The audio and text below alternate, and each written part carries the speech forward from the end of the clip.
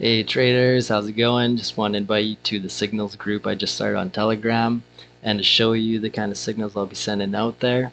So the safest ones I'll be sending out will be I'll be looking for a cup shape like this and looking for a price to take an old high and then to run down. So for me, my signal comes out on the indicator. I come and I check it out and I wait for this move to happen and then I send you guys the signal. And that's pretty much it. So these blue ones here are the safest ones for me. These ones are the medium risk and this one's the high risk for me. So that's what I'm looking at on my end. It's an indicator my friend made. He's a 5-second trader, trades on the 5-second charts, and he's really good at it. So yeah, he made this a little while ago and I'm promoting the indicator and doing the signals.